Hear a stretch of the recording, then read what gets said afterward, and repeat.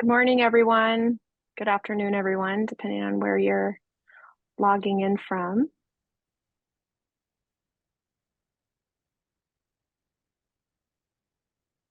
We're going to go ahead and let people start logging in, let participants start logging in before we get started. I'll just give it a minute here.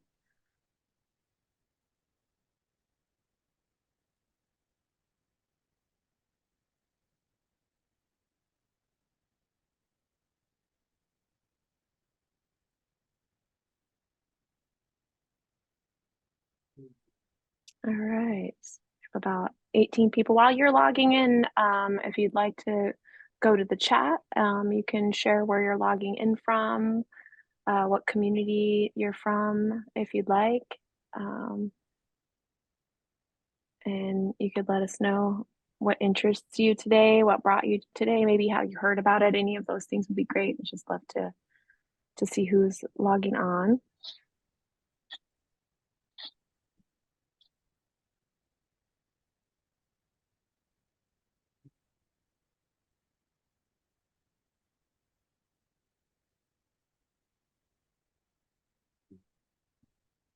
All right.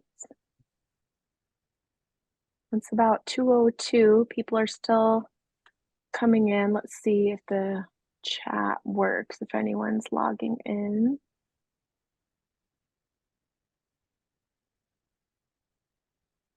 Mariah, if you want to check and make sure that everyone's able to type stuff in, because I'm not seeing. Oh, I see Mariah logging in. There we go. All right, we'll see if a few people want to let us know where they're logging in from. Let us know what community you're from, and we'll make sure that we are able to, that everyone is able to share on there. I'm only able to share with hosts and panelists. So, Oh, okay. It says the chat is disabled. This happened last time, and I will work to figure it out. okay. Yes, okay, I see that on the other screen. All right, hi everyone. While you're logging in, we are fixing, hopefully going to be able to get it so that people, while you're logging on, you can let us know where you're coming from, what community you're from, how you heard about the webinar. We'll see if we can get the chat up. Right now it is disabled, so we'll work on that. And while Mariah's working on that, I'll go ahead and get started um, with our introductions today. And then as Rainbow's going and we get the chat enabled, then if people go ahead and start yeah, chatting in there, letting us know where you're from. And at any point, if you're having any questions or any technical difficulties that you notice that come up, you can just put that in the chat as well.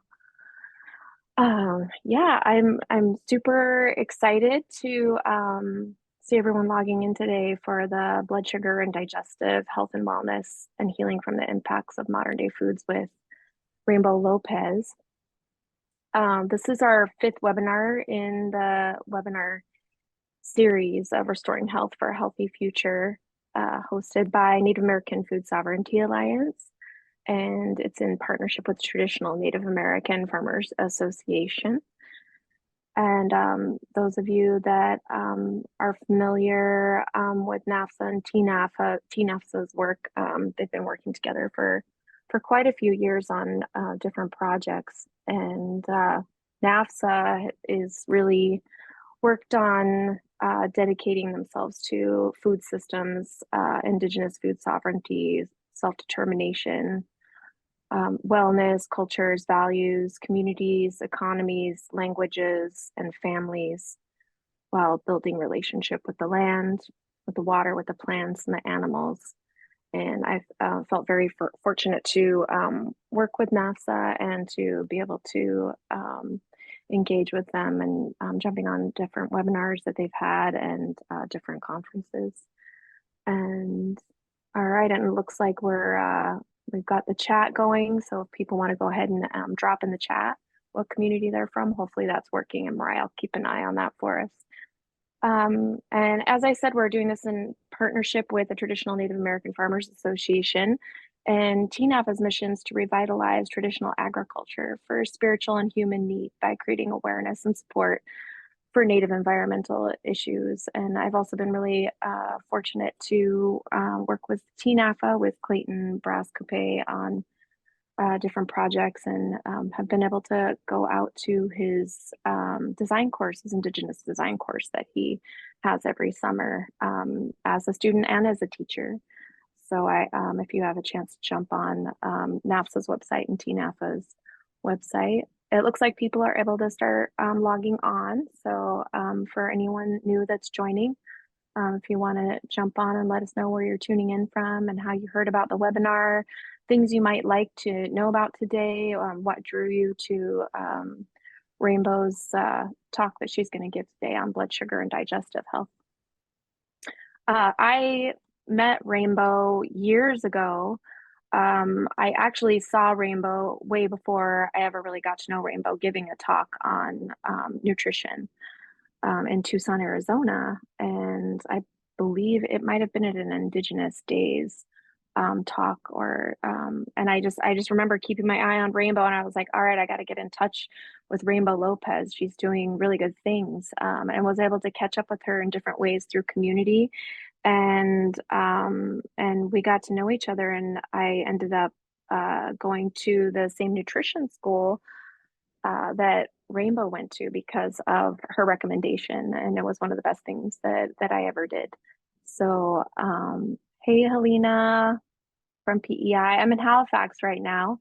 Yeah, and just to give a quick introduction for myself too, I'm Nicole Francis, and I'm from Elsipogtog First Nation and from a rustic band of Micmacs that's now Mi'kmaq Nation in Maine. So I'm on communities on both sides of that border here, and I was in Arizona for a really long time, so that's how I got to know Rainbow out there, and a lot of really awesome people doing food sovereignty work out in the Southwest, West Coast, Great Lakes area. I've been fortunate to be up there, and now I'm out on the East Coast working in my territory in Wabanaki, from Maine all the way up into so-called Canada, and feeling really excited to again bring this out to everyone. And we're gonna have Rainbow go ahead and start with more detailed introduction of the work that they do, and I'm really excited for the slideshow that Rainbow's going to be presenting. We will have a Q&A at the end, so the last probably like 20 or 30 minutes. So if you want to start dropping your questions in the chat right now, we'll keep track of those, or you could save them for the end. You can also drop them in the Q&A box. We'll be keeping our eyes on both of those. And I will hand it over to you, Rainbow. I'm really excited for your slideshow and presentation. Thank you, Nicole. Thank you for having me. I'm really honored to be here this morning to discuss this wonderful topic on nutrition, healthy lifestyles. This has been my passion for many years. I'm a certified functional nutrition therapy practitioner. I went to the Nutritional Therapy Associations to learn about this in 2016. But how did I get involved in it is pretty interesting. I am from the Tohono O'odham Nation, which is in the southwest of Arizona. I'm half. I grew up in multicultures, really. My mother is from the Anglo Nation. She's Irish and Scottish and French. And she's originally from Delaware. And she came to Arizona in the early 1970s. And met my dad with his long black hair, and she instantly fell in love. So I have two sisters, and they divorced when I was very young. I'm the oldest of three. And when they divorced, I was 4 years old, and I had to go live with my Native American grandparents, my Tohono O'odham grandparents. And that's kind of my first memory of life, where they really taught me traditional ways of the desert, hunting and gathering and how to prepare and things like that. So it was really a beautiful, wonderful upbringing being out there with my Native American grandparents. And then I came to Tucson in the city to live with my mother, and this is a year later, living in a kind of hippie community. We were eating vegetarian diet, eating a lot of tofu and rice. And one of the things that my sisters and I noticed is that we just didn't feel good. We were always hungry and it was just really hard. But every summer, we had to go back to the Tohono O'odham Nation, and we noticed when we ate the food out there, we just felt better. Now, we were eating really good traditional foods. We were not eating sugar and a bunch of stuff that is out there right now. But so that sort of put me on this path of food and nutrition, and but it took me a long time to kind of get here. I also had the wonderful experience to be able to go live in France, in Dijon, France. My mother has a sister out there, and since I was 12 years old, I got to go out there, and I actually lived there for 3 years. And that was a wonderful experience because the French really taught me about food and how to have a healthy relationship with it. So when I came back, I really noticed that we did not have a good relationship with food, and then how it really affected Native Americans. And we're talking 25 years ago, 30 years ago. So that, and then going through school, have a master's in federal and American Indian policy, and I really emphasize federal Indian policy. And that's where I was really learning about what's happening with our food, especially to indigenous people. And I was just like, God, something's got to be done. So it took years, but after a while, I was just like, I think I want to get into this. But one thing that I was noticing, I had to find the right school because I thought about the dietetics route, but it was a lot of science, and there was things in there that I just didn't agree with what should be recommended. So it took me another 20 years to finally find a school that I really could align with and what made sense to me. And so I ended up getting certified in 2016, and I've been working professionally ever since then. I did 3 years at Natural Grocers as the nutritional health coach. I've had hundreds of sit-down coaching sessions and presentations, things like that. So, but my real true passion is to get out to the Native American community and start talking about these things. So thank you.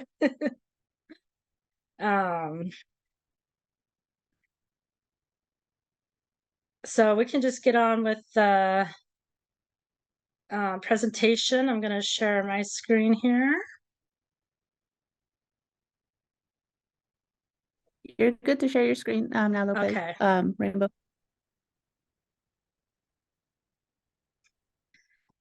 So I have a master's. I'm a functional nutritional therapist practitioner. I'm also a hair tissue mineral analysis practitioner. I'm creating my business called Rainbow's Wellness, and an online business on reading your minerals, getting your hair tested, and I read your minerals, and I love it. I'm so excited for that. Before we begin, I just want to put it out there that this training is for educational purposes only. It's not intended to treat or diagnose diseases. The goal of this training is to educate how choices influence the health of our bodies.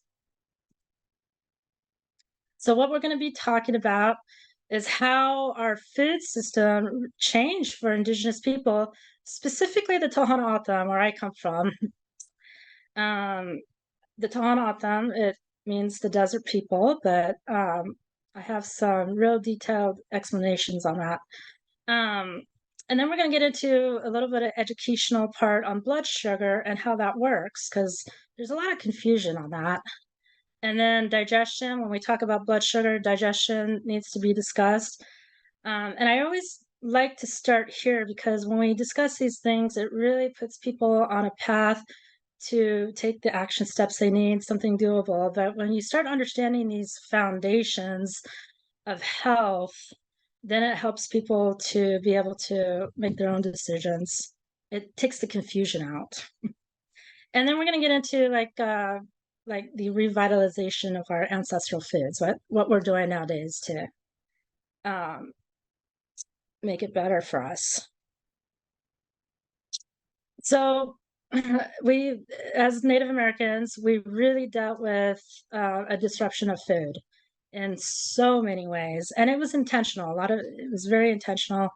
The ripple effect is huge, but like we all know that the U.S. government did try to kill all the buffalo that many Native American tribes relied on. For example, the Blackfoot tribe.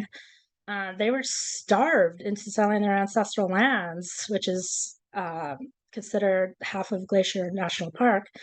And when they did this, it made them dependent on the ration foods provided by the government. And a lot of us grew up on that. I still remember when the ration foods came in when I was growing up out there. And many people relied on that. So that's a big part of why the dependency has happened. Laws were passed, a lot of policies were passed that said if you do not send your children to boarding schools, we're going to cut your rations off. That was very common. My grandmother has stories about being a young girl and being forced to go to boarding school and basically kidnapped against her will, against her parents' will, to go to these boarding schools. And she couldn't teach her she couldn't speak the language, her own language. They would get beaten if they did that. And so that really sets a tone in your life. The stress that it puts on you and how to raise your children, how to live in these worlds, there really is a long ripple effect to that. One of the ripple effects to that too, like there's so many things, but one of the big things that's happening right now is that we have food deserts on Native American nations. It's very difficult to have access to good foods. It's very difficult to go out and drive. We would have to spend half a day driving to the big city to go to the supermarket to do our monthly shopping. But thank goodness we were also living off the land as well, so we didn't have to go as often. But that is now diminishing, so people rely on the supermarkets more and more. But there were also other policies that came about that where people were working in cotton fields, Native Americans, and they had to get paid sometimes in alcohol. It's just a mess. There's just so many things that created this. And of course, we know what alcohol does, but Native Americans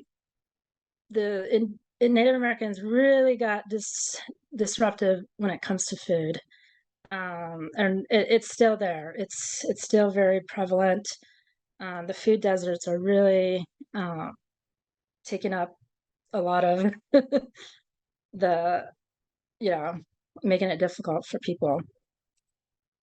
But let's just look at the Tohono O'odham Nation a little bit, and I'll go into detail about what happened. And I'm sure that a lot of other tribes can relate to this. But we're in the southwest of Arizona. We also are in Mexico, and there is problems with the border wall and things like that are happening. That has an effect on us. But we are called the Desert People. And we today are considered to have the highest diabetes and obesity rate in the world. Now, if we go back 75 years ago, we were very healthy. We thrived in our health. We used to do a lot of walking. We ate from the desert. We actually were the grocery stores for people coming into the Southwest at that time when we were in our high point. We knew how to get the food. We supplied it to all kinds of people coming in who came to Arizona at that time to settle in and built the roads, like the road to San Diego. That was a big deal. And when people were coming in, they were coming in with their sugar, their flour, and their, things, and they would stay. And then we started to slowly pick up on that. And that was sort of like, things got started that way. So I always was curious now, how did the Tohono O'odham go from a very thriving community to having the highest diabetes rate in the world? And I was always told that it's genetics, and it just didn't sit right with me. I didn't. I wanted to understand more. So, and it took me many, many years to figure it out, but I feel like I have a grasp on it now. But so historically, the Tohono O'odham for many generations, we had very well adapted strategies of producing food in the desert lands. We knew how to work the water, we knew how to work the soil, we knew how to provide abundant food source. This food system also supported local economies. It maintained our physical well-being. And as we know that the food system is a big part of indigenous culture, the language is really tied around that, our well-being, it provides economics. I mean, really the desert, it's our pharmacy, it was our Home Depot, it was our grocery stores, it was everything. We really lived off the desert at that time. Now, we also had this thing called Hintak for the Tohono O'odham, which means we're really kind of living in beauty. We're walking in that beauty. Everything is right. And in order to have that Hintak, we really need to, like I said, it's about the language or songs or ceremonies, but it's also about how we take care of ourselves, how we eat, what we do to our bodies. And that's where I like to focus on. So up until the second half of the 20th century, we were entirely food self-sufficient. We utilize agricultural practices that date back over 1,000 years. And as of late of the 1920s, the community, they utilized traditional methods to cultivate over 20,000 acres in the floodplains of the Sonoran lowlands. However, by 1949, that number declined to 2,500 acres. Went from 20,000 to 2,500. Now, by 2000, that number is less than 10 acres. So we're seeing a huge decline in producing these foods. Back in 1930, the Tohono O'odham were producing 1.4 million pounds of tapery beans. Tapery beans are our main substance. We were formerly called the papago, and our tapery bean, that's what it means, papago. So the settlers saw us with a tapery bean, and they asked us, "Who are you?" And we thought they were asking, "What do you have?" And we said, "Papago." Well, we said the tapery bean, which means Bach in our language, but they interpreted it as papago. And so we were called papago up until 1986. But we were producing 1.4 million pounds of tapery beans. And by 2001, we're producing fewer than 100 pounds. So that's a huge decline. And then, of course, at the same time, the practice of collecting, storing, learning these ways declines as these decline. So we're seeing a huge decline in all of these practices. So what else? There's so many other things that contributed to this decline, and a big part of this is the World War II. A lot of our O'odham men had to join the service military for years at a time, leaving the community, leaving crops not being able to be planted or taught, and things like that. And when I was growing up, pretty much all my grandpa, a lot of uncles, they were all in the military. They all had to leave, and so that disrupted the community definitely. And then, of course, we had a lot of like federal work programs that would come, um, and basically take the jobs. Like people would have to move into the cities, relocate. So they left the community, and now we're down to just, you know, we're getting smaller and smaller. So there's not enough people to maintain these lands or teach this to the next generation. So this definitely disrupted the community here. And then, of course, this is happening. We're being introduced to processed foods through federal food programs. Commercial outlets were coming in, and it contributed to many people altering their diets and decreasing the use of traditional foods. So, and I get it.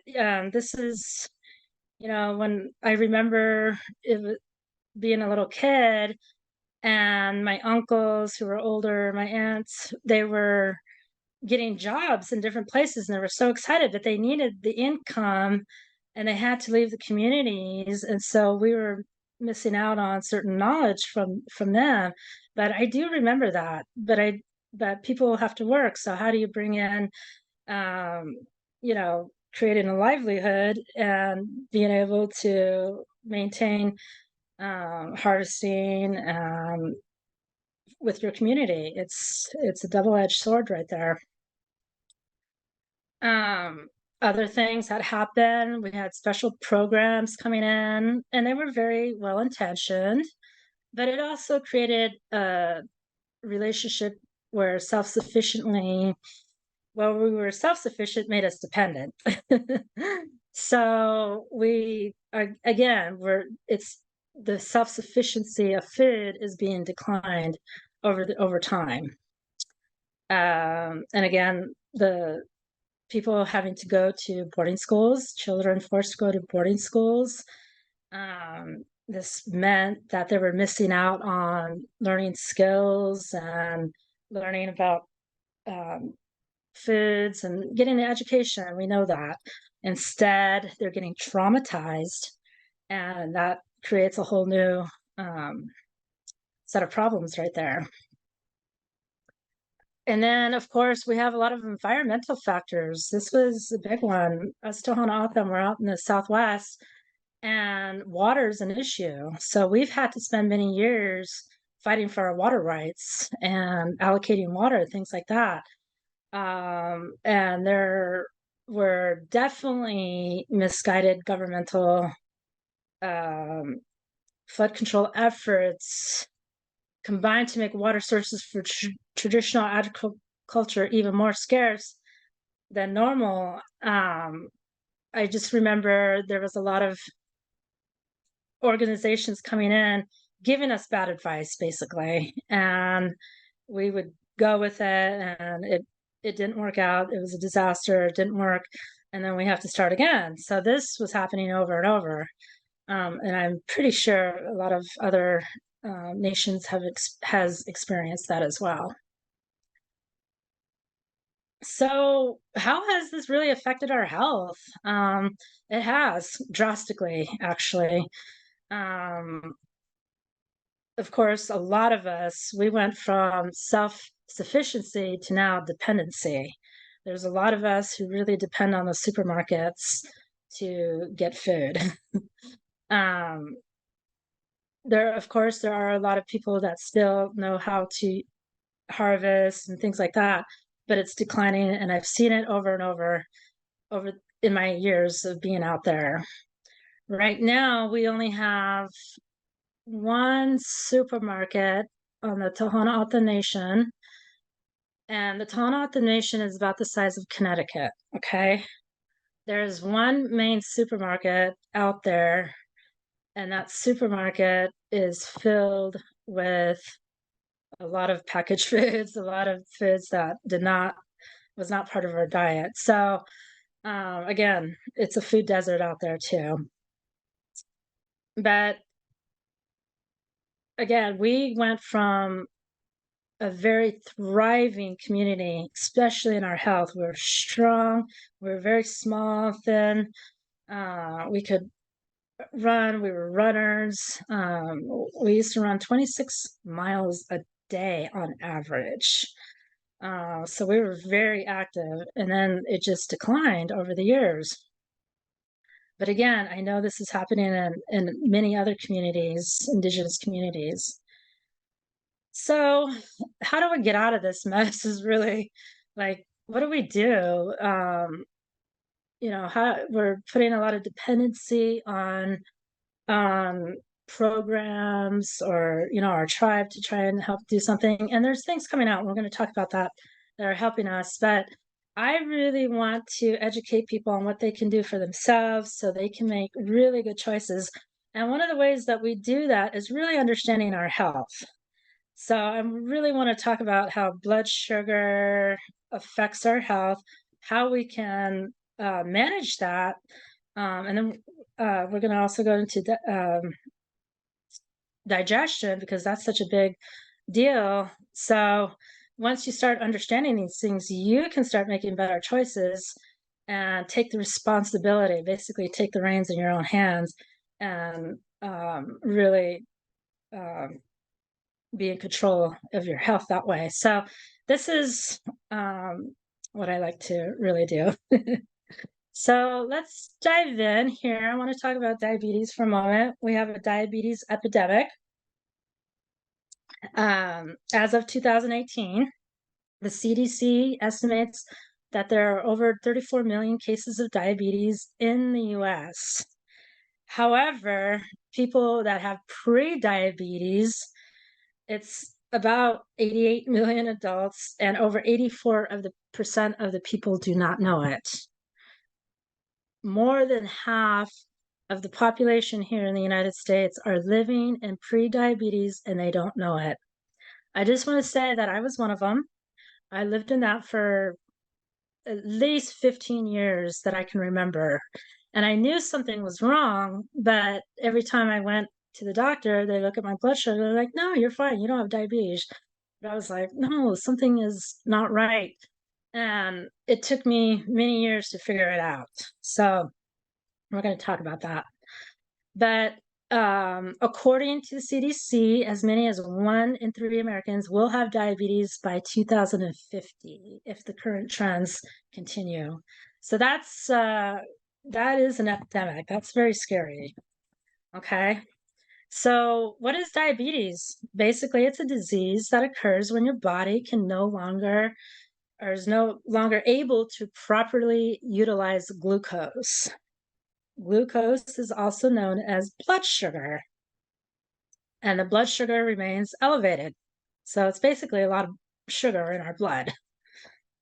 So diabetes is the 7th leading cause of death, and it places you at risk for several other diseases and complications like heart disease, stroke, cancer, kidney disease, eye problems, dental disease, and nerve damage. The list goes on. There's more. So it is something that we really need to, work on here. So what is glucose? Well, it's the sugar, and our body requires a steady supply of glucose to circulate through our bloodstream at just the right amount to function properly, not too much and not too little. So our body does require glucose, but not a lot. In fact, it's only 3/4 of a teaspoon of glucose, just a little tiny bit. Okay. not the gobs of sugar that we're putting into our bodies now. So glucose is a type of sugar that is primarily derived from the digestive of carbohydrates found in food, but can also be made in lesser amounts by the liver. So one thing I want to point out is that when we're talking about carbohydrates, I'm going to be talking about the simple refined carbohydrates that are in packaged foods, or in a box. They're basically void of nutrients. Okay, they digest real quickly into sugar. Now, the carbohydrates that come from food and vegetables, I'm not discussing those type of carbohydrates in this video. Those are the good complex carbohydrates that we need. Okay, but the simple refined carbohydrates is what I'm talking about here. So when we eat a simple refined carbohydrate, it's just going to digest very quickly into sugar. But we basically get our sugar from the carbohydrates, or our body, like, our livers will store fat in there, and we should be able to tap into that. But we're having a hard time, and we're going to talk about that some more.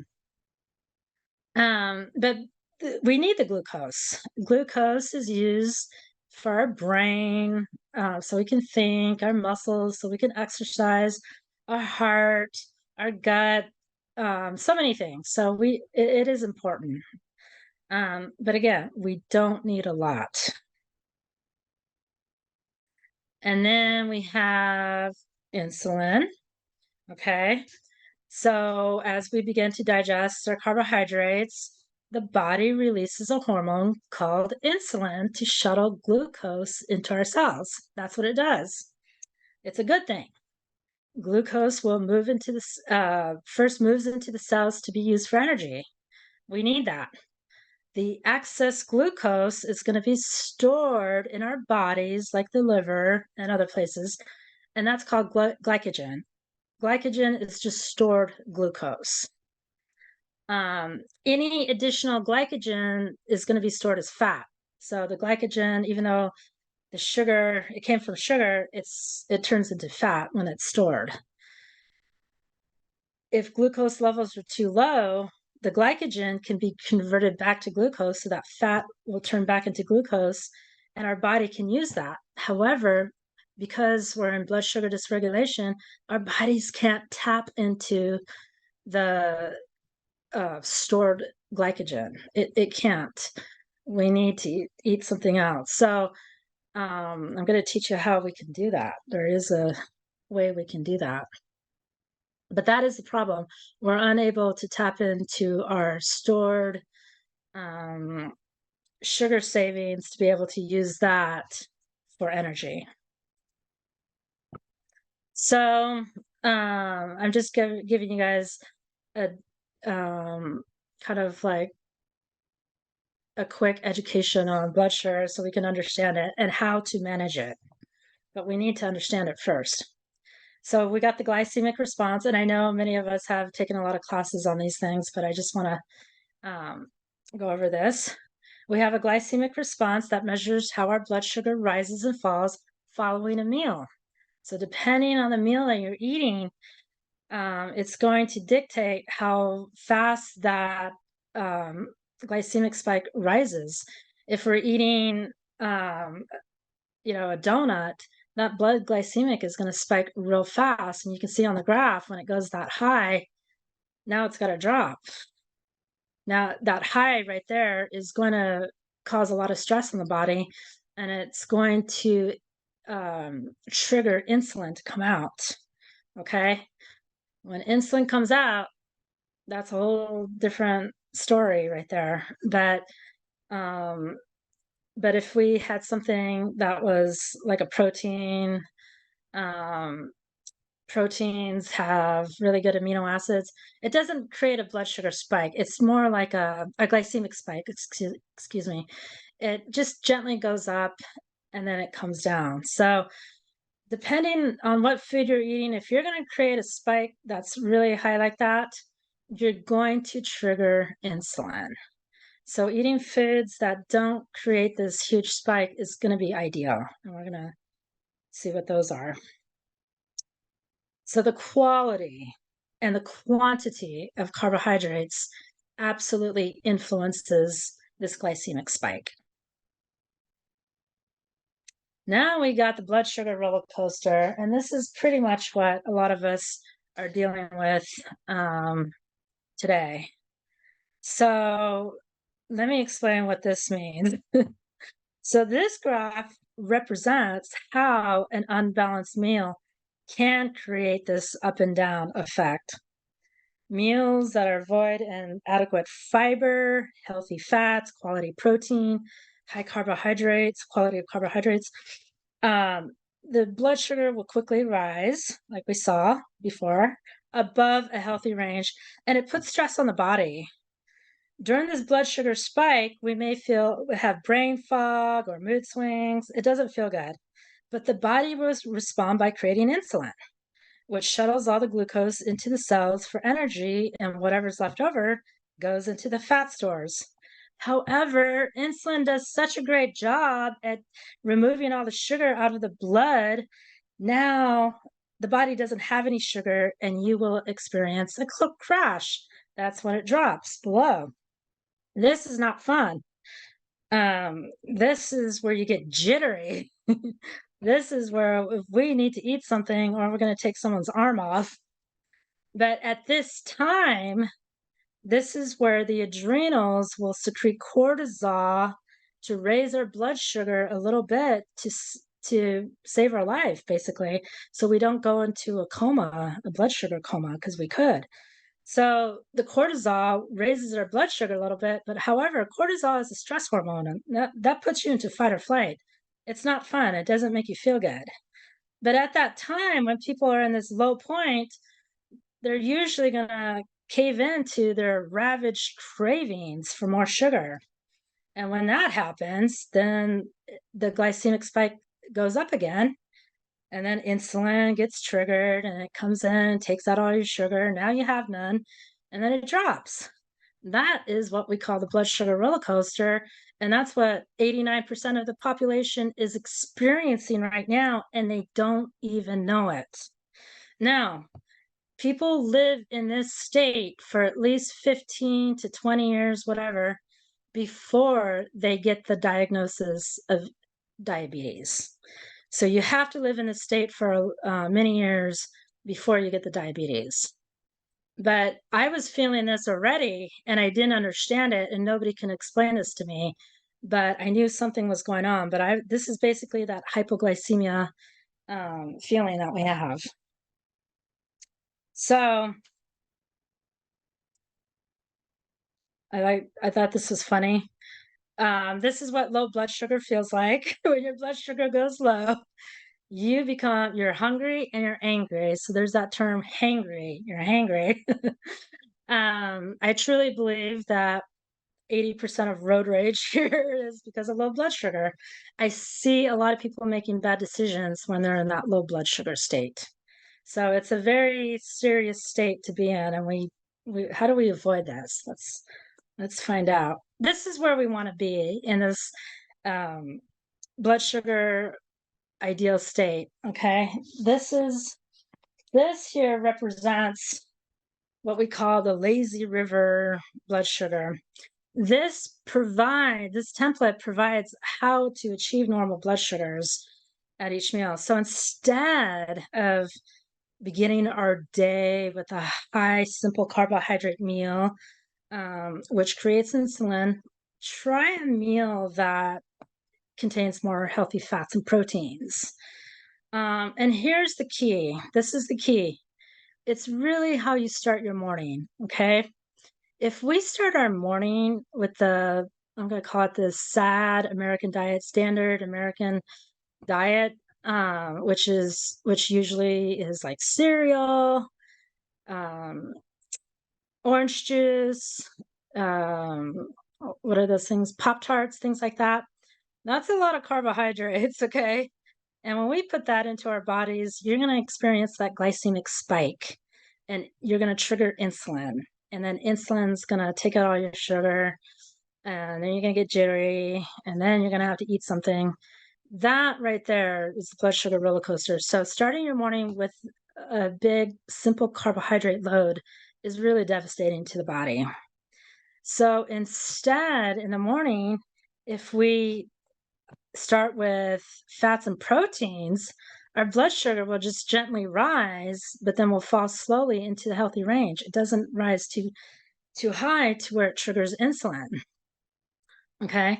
And when we do this, we'll be able to tap into our fat stores better. Insulin pushes the excess sugar into our fat stores. So if we don't have insulin, we're not going to be contributing to our fat stores, which is a good thing. We want that. So the key really is try to not create insulin in the morning if you can. We ideally we don't want to, as you know, in the evening too, but it's really about the morning. If we can really get our mornings good, we can make some huge changes in our body. But once you've secreted insulin, it's going to be very difficult to balance your blood sugar for the rest of the day. When insulin comes out, it can come out to 6 to 7 hours. And I want you to think of insulin as a screaming hormone. When insulin comes out, no other hormones will work. That takes precedent, it takes over, and it stays in the body for hours. So even if we are eating we think it's a healthy cereal, it's organic, there's no sugar. The thing is, it's a grain. Grains digest quickly into sugar. Orange juice, that sounds healthy, but orange juice, there's no fiber in there. So when the fiber is out, that just becomes a lot of sugar, and it just dumps into our blood sugar, which creates that glycemic spike. So coffee, there might not be any sugar in it. It could be organic, but coffee by itself is going to create a blood sugar spike. But there's ways we can change that.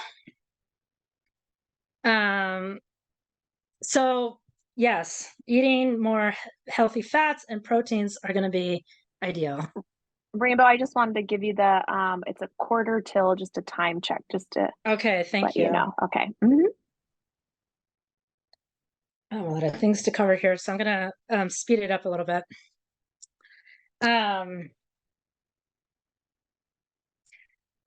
So when I tell people, okay, we want to increase our fats and proteins, a lot of people get scared because they're like, no, I can't. My doctor told me I have high cholesterol. I'm too scared to eat fat, all these things. Well, a lot of that is because our digestion is pretty much on the brink of failure here.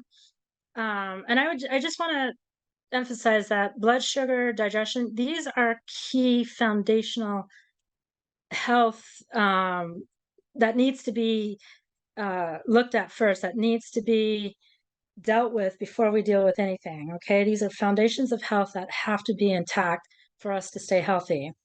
And when it comes to digestion, there's 4 things that need to be in place in order for us to break down our proteins and fats, and so we can absorb it. And right now, most people, every single person I've spoken to has at least 1 to 2 breakdowns, if not a breakdown in all 4 areas.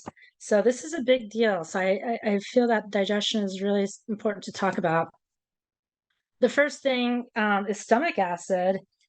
We have the stomach acid is one of the most important things. It's the first place that food goes to when we chew our proteins. Specifically, stomach acid has this acid that breaks proteins into amino acid. The stomach acid easily gets affected by the foods we eat and the lifestyle. So the stomach is the first line of defense, and it's so important to keep our acid going. And when we have acid reflux, it's a sign that we have low stomach acid. So I don't want to get into the details of why. This is where I come in and I teach people how to get their stomach acid going. But just know that this is so important and we need it. And when we're in these high stressful lives, eating soda pops and carbonated beverages, it's going to neutralize our stomach acid. Our stomach acid can't produce. So it's a big deal.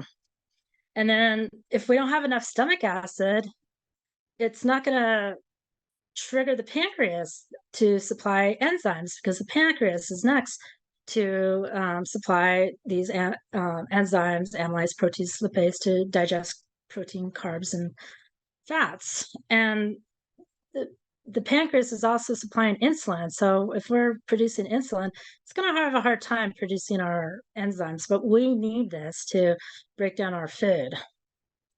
But we also need to have a good liver and gallbladder status. Our gallbladder provides bile that breaks down fats. And again, if we're not eating the right foods and we don't have the right lifestyle, our bile will not come out. And when we're eating fat, it's not going to break it down and we can't absorb it. So I always ask, how's your gallbladder working? And I don't put people on high fat diets until we talk about that for a little bit. But these things need to be in place. This is what breaks down your food. Once you break down your food, you got to absorb it. You have to absorb these nutrients. And right now, most of us don't have good intestinal lining to absorb these nutrients. Okay. You have these little hairs on your gut lining, kind of like this picture here. These hairs are like doorways. These hairs have to be intact so the nutrients like B12 can go into that little hair and go up the vein that goes to your brain. And right now, a lot of people have hair like this little fellow here who looks depressed, and the nutrients aren't getting in. So a lot of us just can't even absorb this. And so it's very devastating on us. And we need the right nutrients. Now, the other thing that we need as well that I didn't really put on here is our gut bacteria. Our gut bacteria helps break down food and things. And I just want to say, like, when it comes to bacteria, gut bacteria, Native Americans are real special. Our gut bacteria is very different from Europeans. And it's the one reason why we have a hard time with sugar and alcohol. We were not exposed to sugar up until 500 years ago. Europeans have had, I want to say it was either 6,000 or 4,000 years of exposure to sugar. So they have the gut bacteria to digest it. And that's why we don't. Us natives, we don't. That's why alcohol doesn't go well with us. Sugar does not go well with us. But gut bacteria is a big, big deal. But our digestion is basically an assembly line. Everything needs to work in synergistic form. It needs to do its job. And if there's a malfunction in any of those systems, we're going to have a breakdown in our digestion, period, which is going to affect our blood sugar. Okay. So basically, having an understanding of these foundations of health will help us to better allow us to make better choices when it comes to our food. Like I will look at a food and I think, before I eat it, I say, is this going to create a glycemic spike to where insulin is going to be triggered? Or is this going to support a fat burning lifestyle for me? I can do that now. And I consider this an epidemic because the poor food quality is devastating Native American people all over. If we don't have good health, if we can't take care of our health, we're not going to thrive. We cannot thrive when we have diabetes, when we have nerve pain, we have amputated legs. It's very difficult to make good decisions. It's very difficult to be an effective community member. It's very difficult to take care of your family and things like that. So health to me is everything. And here on the Tohono O'odham Nation, a lot of us natives are dealing with, what do you call it? I'm sorry, I'm having a thing where they have to get the sugar taken out of a machine, dialysis. And they have to drive a long way to these places, and they have to go 2, 3 times a week. And so it's very expensive. The money that goes into it, you're taking the money for gas and for going to the doctors and things like that, where you could be taking that money for yourself and your family. So it's a very expensive lifestyle. So I consider it very necessary. And it's going to be our responsibility. It's very difficult to, what I've noticed is that we do have a lot of educational people coming in telling us how to do this and that. However, and we do take their advice, but it's not really working. The diabetes is going up. It's not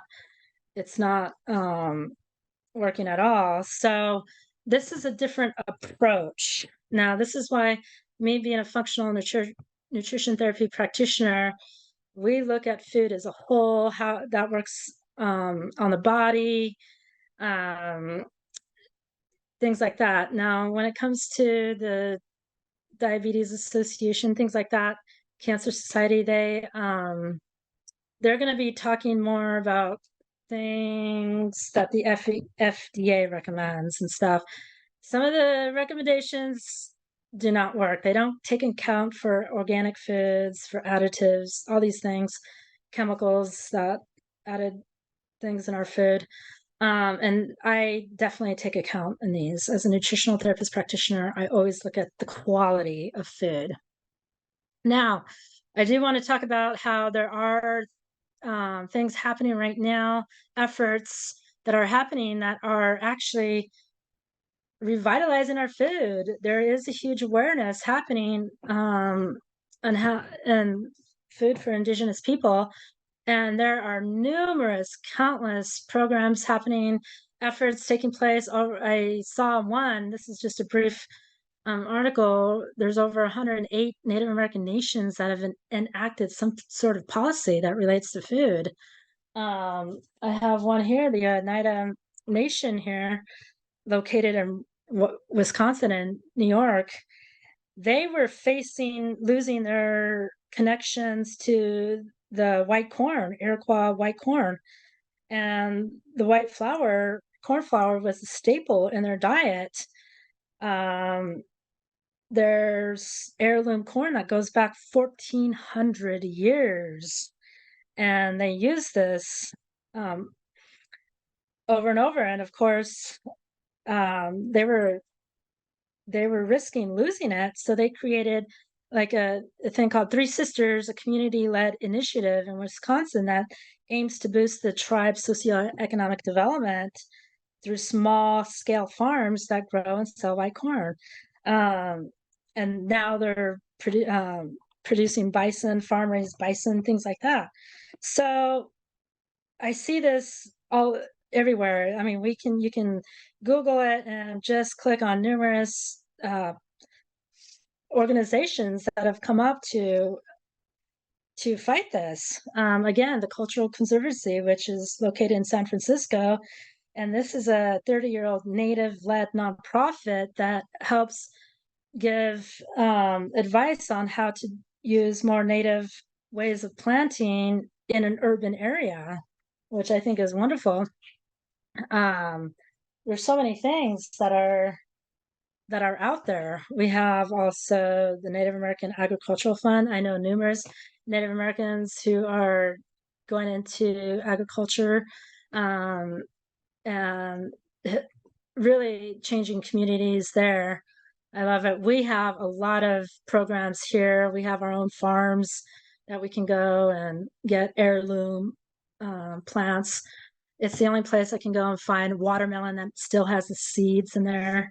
And these are important. We still need those things. But when it comes to food and for Native Americans, when it comes to food, it's more, it's not just blood sugar, digestion, science. It's really also the ceremonies.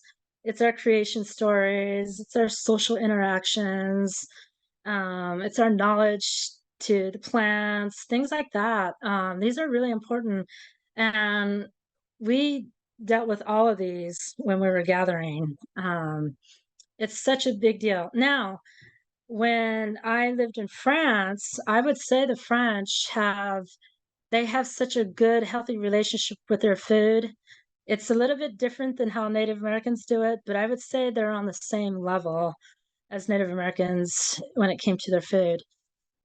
Just the good intentions that they put in there. They don't have ceremonies, but when they go to the flea markets to get their food, it's a ritual, and I just saw a lot of beauty in it. But this helps create the good relationship with food when we can practice these. So when I was giving talks at Natural Grocers, it was mostly Anglo society coming in. I would talk about how Native Americans with food, it also entails their ceremonies, stories, things like that, social interactions, and they were very fascinated. Like, it helped us to basically digest. When we can implement these ways into our modern day food, we're going to be able to digest better, which is really cool. So again, more efforts. Just a quick thing that the Tohono O'odham have been doing. We have a beautiful organization called the Tohono O'odham Community Action Toka. They have been involved for a long time and creating events to bring awareness to traditional harvest foods. And they began with a half an acre in 1996 and grew to 120 acres. They produce over 250,000 pounds of crops annually. So there's really good things. They also introduced it to the school lunch programs. So I do see that. And it's beautiful. The awareness is happening. And there's a lot, when these happen, it brings the community together. It brings people together. We play our games. And that connection that we have is really important for our health. Mental health, stress, all that stuff. So how do we bring this all together? Okay, that's a lot of information. So what can we do right now that can actually put us into that where we don't have to wait to go harvest or what? But, we're living in cities. A lot of us can't do that. Some of us, we have to rely on the grocery stores. And so what can we do, to start improving our health?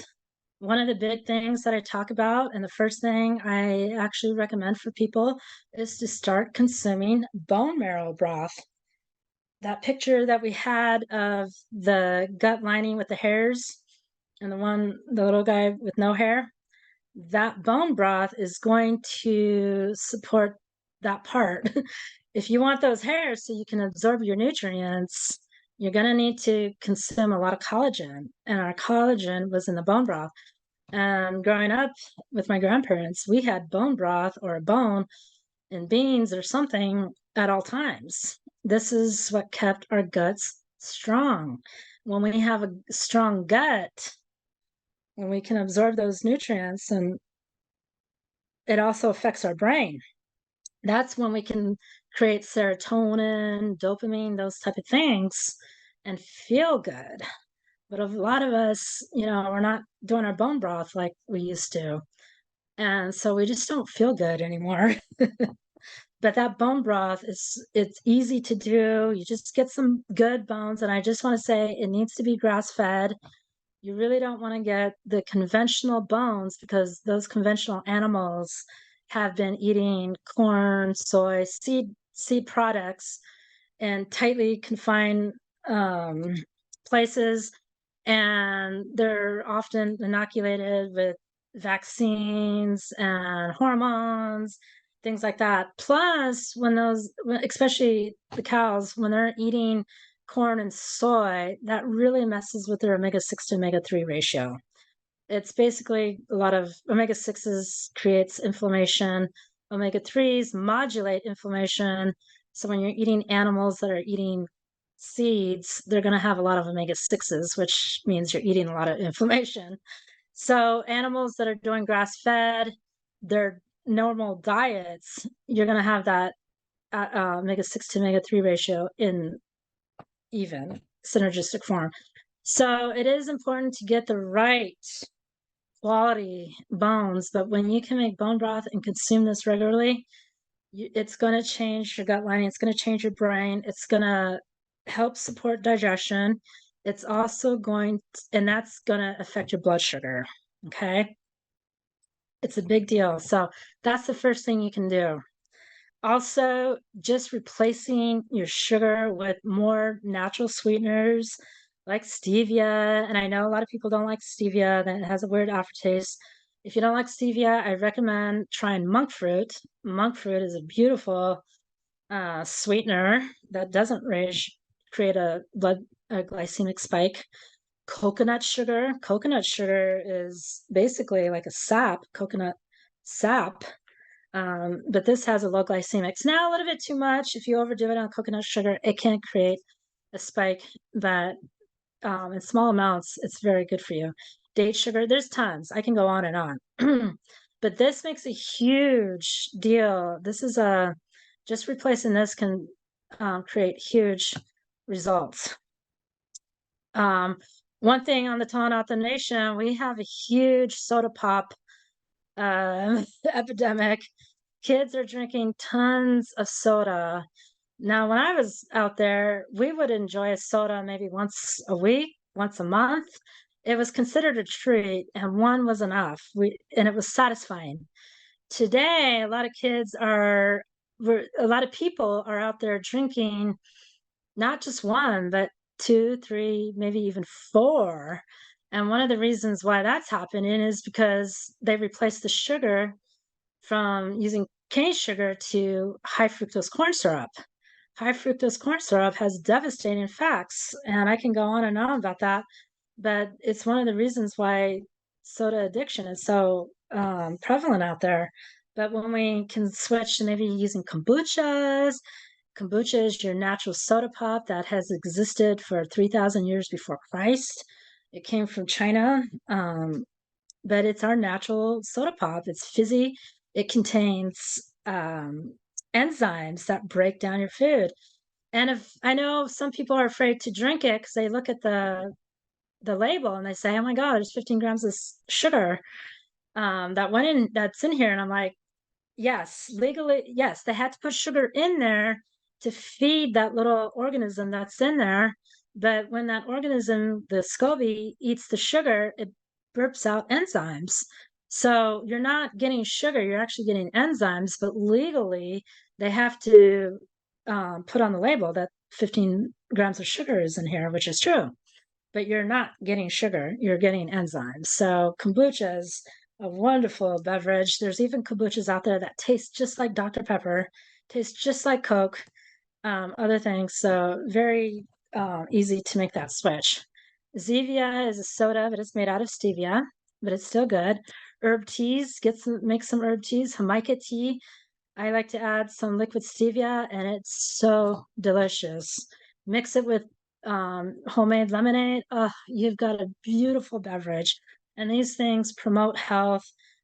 There's nutrients in there. The list goes on, but that's a way we can replace soda pop. Now, the last one I really want to talk about. This is my favorite because this is where a lot of people go wrong in the morning. There's a lot of people that I've had consultations with, and they're very healthy. They don't eat sugar. They only eat organic and all these things. But when I ask them how they're starting the morning, the first thing they'll tell me, I drink black coffee, nothing in it.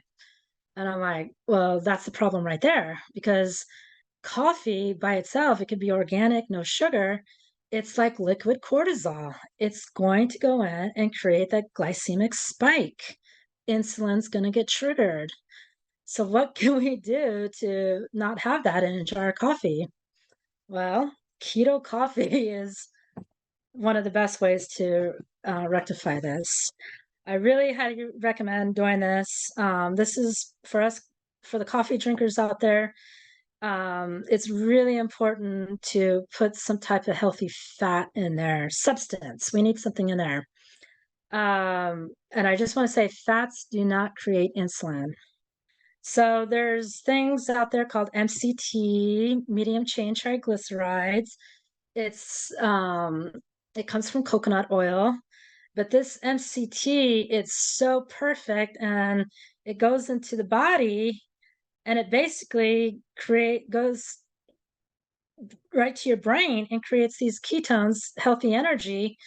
But when we put the fat in there, it helps modulate um, the glycemic spike, and there's no spike. In fact, it just gently raises and stays steady. So you can enjoy that coffee without getting all jittery. So MCT, heavy cream. And I know a lot of people are like, oh my God, heavy cream, are you kidding? Because that's pure fat. I'm like, exactly. These are the healthy fats that we were told to stay away from. But really, there's tons of literature out there that talks about that these are not the right facts, that fat is really good for us. It's excellent for us. All the stuff that we've been told to stay away from fat, it's bad for us, that's all been debunked and proven. So if you can just hack your coffee in the morning, instead of using sugar, maybe try some stevia or some monk fruit, add some of that MCT, and there's MCT that has chocolate flavor, vanilla, and it doesn't have sugar. You can put that in your coffee, put some cream in there, and you have a very healthy beverage in your morning. You can enjoy your coffee. You're not going to get that spike. You're not going to get jittery, and it will keep you in a healthy range. Now, the key, I just want to add this, the key, we really want, if we can do this for a good 3 weeks, it takes about 3 weeks, and it's different for everybody. Some people can get it done in 10 days. But when we eat a low carbohydrate meal for a good 3 weeks and do not produce a lot of insulin, our brain will all of a sudden turn on. It's like a light switch goes off, and it's like, hey, I'm not hungry at all. I don't want any food. That means now you can fast. Now your body can tap into the fat stores and use the fat in there for energy. But when we're producing too much insulin, the body cannot tap into those fat stores and use that for energy. So I don't recommend people doing fasting and things like that until they went through a 3-week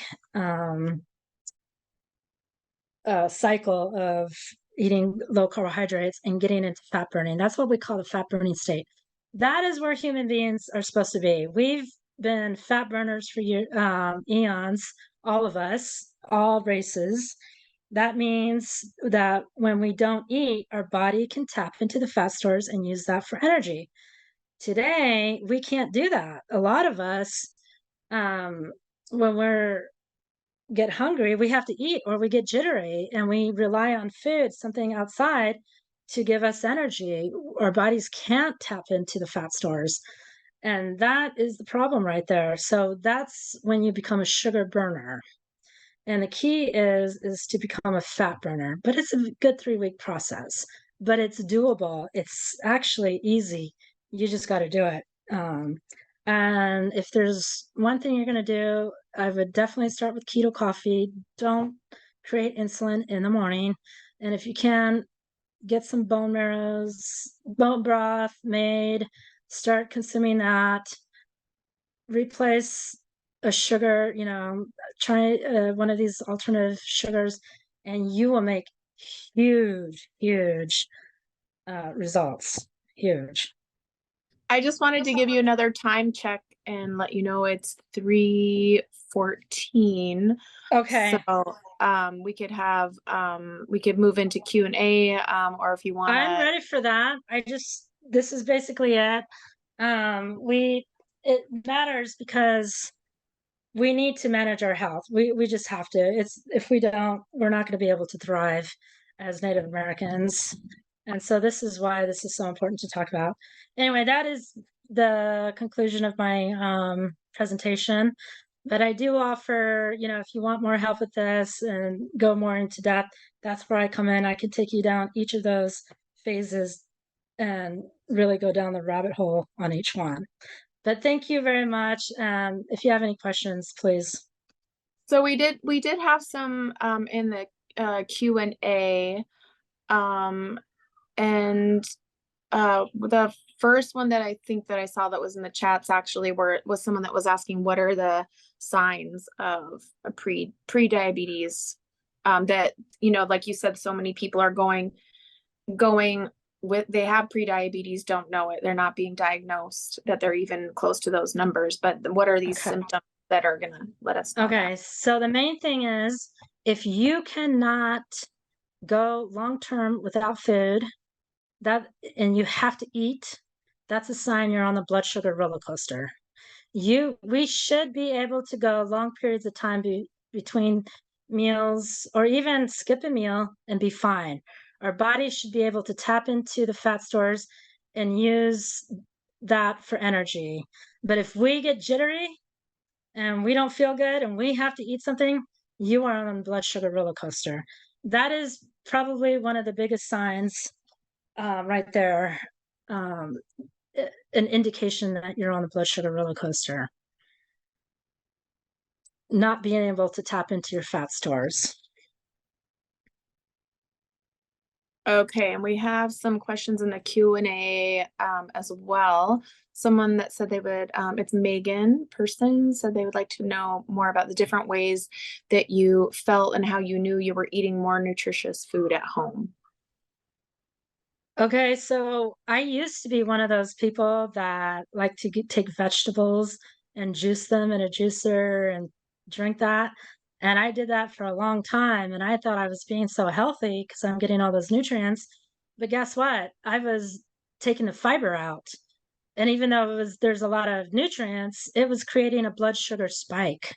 And insulin was coming out, and I'd feel amazing for 30 minutes, and then I'd crash. And I didn't feel good, and I had to eat. I had ravaged cravings. And that was happening for years. So I was going on the blood sugar roller coaster right there. So I honestly it didn't last. That wasn't sustaining. I didn't feel good. But it wasn't until I really started using bone broth. Bone broth was a game changer for me. I wasn't digesting my foods properly, first of all, but even if I did digest my foods properly, I couldn't absorb it because I didn't have the good gut lining that you need to absorb those nutrients. And I couldn't remember things a lot. I was not happy. I didn't feel good. But as soon as bone broth, I started doing more bone broth, that changed everything. My mind came back. I started feeling good. The serotonin started flowing, the dopamine, things like that. But I do remember feeling off, and it was very difficult to get something done. I had to really put a lot of effort. But bone broth was a game changer. And there's tons of information on YouTube about bone broth, Nourishing Traditions, Nourishing Broths, Sally Fallon, Dr. Natasha Campbell McBride. These are wonderful podcasts that you can listen and really go into depth about that. But this is part of our culture. Us Native Americans, we have bone broth, and so this is doable for us.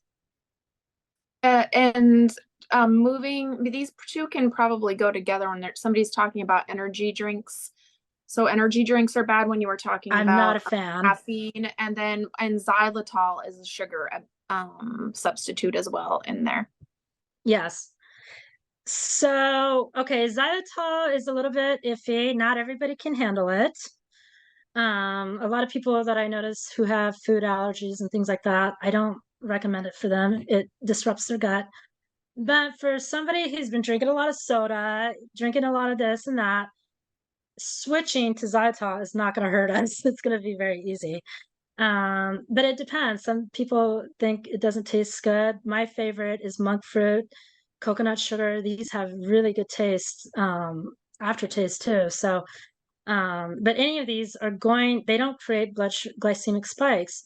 And so that's the key. We don't want that glycemic spike. And right now, here in America, a lot of the fast food, anything in a package, all that sugar got turned into high fructose corn syrup. So high fructose corn syrup, it actually doesn't turn the brain off to say I've had enough. It turns the brain on to say I want more. Give me another and another. That's why people can't be satisfied with one soda anymore. They need another. They need another. Back in the 80s, when I was growing up, we could drink one soda and be satisfied, but they were using cane sugar. So cane sugar at least can tell the brain, okay, I've had enough, I'm done. High fructose corn syrup doesn't do that. So just eliminating that and using one of these alternatives is going to make huge results. And high fructose corn syrup, it's in those energy drinks. Mm-hmm. It's in those. A lot of the stuff that looks healthy, read the label. There's something in there that's not good for us. And along with that too, one of the questions is labeling of zero sugar products. Can diabetics and post-alcohol dependency individuals be affected by those alcohol sugars? Because I know xylitol and erythritol, those are alcohol sugars. Okay, those are sugar alcohols. Good question. Thank you. Okay, so sugar alcohols actually can be made naturally through fermenting cheese. And again, if our gut has been so disrupted with alcohol, I would say don't use those.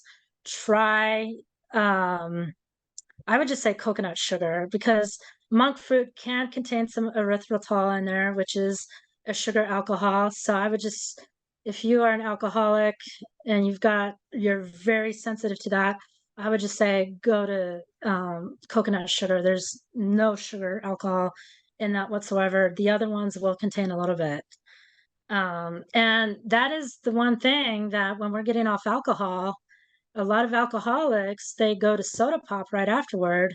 And that's because of the sugar. That sugar actually, when it ferments in our gut, which creates alcohol.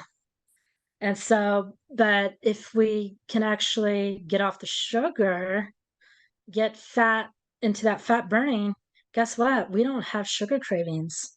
It's one of the best ways to get off alcohol, dealing with your alcohol cravings. It's very important, this type of diet for alcoholics. Absolutely. And what kind of suggestions do you have for people that dislike cooking? There was a question about that, and that's a really good one. If you dislike cooking and you're trying to move into these ways of preparing food that are going to be better for our blood sugar regulation, what did you find, and what are people recommending out there? Okay, so it's really about the quality of food. So making sure, and I know it's hard to do it all at once, but making baby steps into this. For instance, just getting quality vegetables. Okay. If we're just getting conventional vegetables, a lot of them have been sprayed with pesticides, herbicides, fungicides, all these end in homicide, suicide, it means death. So that actually can really affect our bodies when we're not using organic foods and things like that. So the quality of food is going to be important. Making sure if you're getting animal products, making sure it's grass-fed, it's lived its natural life. These are really important. And then making sure you have a balance of the fats and proteins, and you have the good complex carbohydrates. When we're overdoing the wheat, the grains, sugar, that is the problem. It's really about that and bad fats. I can go big time into that, but that will have to be another discussion. Yeah.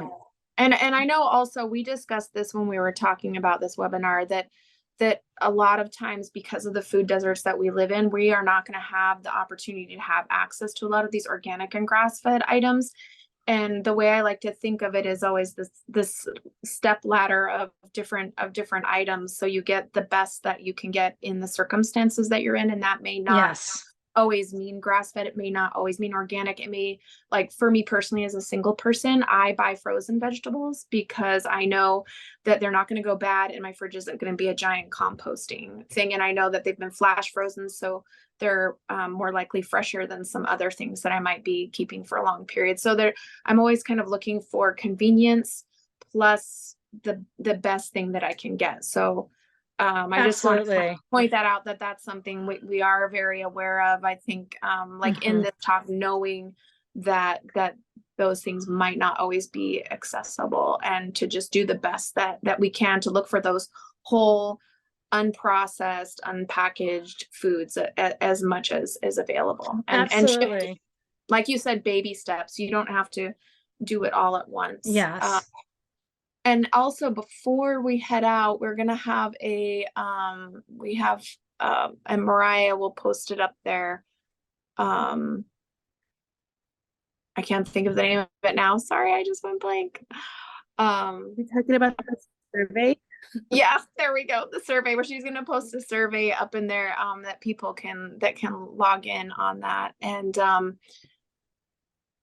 let's see. And then there was one about broth, like fish bone broth versus marrow broth. And I know you can use things like oxtails and different bones, even chicken bones. I think they're all going to be really beneficial. Yes. It's nice to mix all of those different things. Like when you can get them, fish broth is really gelatinous. And you can get that from the other bones too. But I feel like for like people that have more fish in their lives or live near a coast or a lake, that making fish bone broth is really just as amazing as the yes, other bones. Yeah. I didn't go deep into it, but any of those animal products that we cook, especially that has the bones in there, things like that, it's gonna be very beneficial for us. Absolutely. And I totally agree with what you said about the food desert. One of the things that I actually try and get my meat out there, because the animals have been pasture raised, they're wild. That's even better. That's what we want. So one thing that I'm noticing is the awareness. If we have this information that we know we have to eat this way, I'm actually seeing more people going to the, local area and asking, hey, when you have deer meat, can I have those bones? Can I have, I'm seeing that. So it's really about the awareness. And you just do the best you can. You do the best you can, but just knowing these things can be very helpful. Yeah. I mean, for me also, like I know on a limited budget, like I am not able to get grass fed. So I am buying non-grass fed meat. It's not often available at the places that I do go shopping as well, that it's not even there. So yeah. And then if I do get the opportunity, then I do go for it. But it's, yeah, for me, I know like it's accessibility, and also budget is a huge thing for a lot of us. Absolutely. Yeah, and somebody mentioned something before we go really quick about vegetable broth. And I think that, where we're coming from, the same school, I think, knowing that the amino acids that are contained in meat are essential, and you'll be able to get those from plants. So having that meat and that protein that Rainbow is talking about, that meat protein and that animal fat versus all the seed oils that are in processed things are really important. And we could do a whole other webinar just on healthy fats and healthy proteins and those amino acids. But this is a lot of food for thought, to start looking at, revitalizing that idea of our relationship with fat, and how we use fat as a source of energy when it's been demonized for the past, at least 50 years. And it's traditional for so many nations like this, like fat, like in Mi'kmaq, we would talk about fats and oils and animals as this vitality of life, when you break the word down for it. So I know, like in other cultures, I've heard a lot about that animal fat. So I encourage people to go out and study that and get a hold of Rainbow. Rainbow also is doing a restart program, which helps people And you can say a little bit more about that now. We're at the 30 mark, but if you want to take a few minutes to let people know about the restart program, and if people need to log off, this will be in the recording, but I'd really like for you to let people know about that, because I think a lot of communities could bring you in to do that, and it would be really beneficial. Yeah, so Restart, it's a 5-week program on how to get off sugar in baby step ways. So it's a 3-part. It's an educational program. It's also a sugar detox program and a support group. I teach it once a week for 90 minutes. It can be on Zoom or in person, but basically I'm going to teach you how to remove sugar out of the diet in very easy ways and doable ways. That is the first step. When people ask me, what do I need to do? I'm going to say bone broth, but I'm also going to talk about getting off sugar. And sugar is the hardest thing to get off. It's been in our diets. It's everywhere, especially here in the United States. And it's so pervasive, but how can we do that? So it's really a neat class, and it works. It works. I also have other services. Yeah, I think, and I think, yeah, I think that the Restart program is really amazing, because it does give people, that chance to kind of look at eating habits, plus their pantry, plus where they have to shop, and you can give them that one-on-one attention as well. Mm-hmm. And then if larger organizations want to contact you for that too, I know Absolutely. that's something that you were looking towards. And up there you see Rainbow has their phone number and their email, and you can get a hold of her by those. If you have any other questions, sorry if I missed anything. I went through and I think I was able to oh yeah, somebody talked about fish heads. Yum, that's good. But yeah, Fish we're heads. so thankful to have you here. I'm really thankful for the work that you're doing, getting the word out there. I'm glad that we could host you on this webinar so that more people could find out about the work that you're doing, and bring you into community, or get a hold of you with questions, or maybe even jump in and find out about your next Restart program, and be able to do that, since it is a webinar. And yeah, I just want to thank you for that, and let everyone know that we'll be doing our next webinar next month, and that's going to be on the 10th, and we'll put more out about that soon. Wonderful.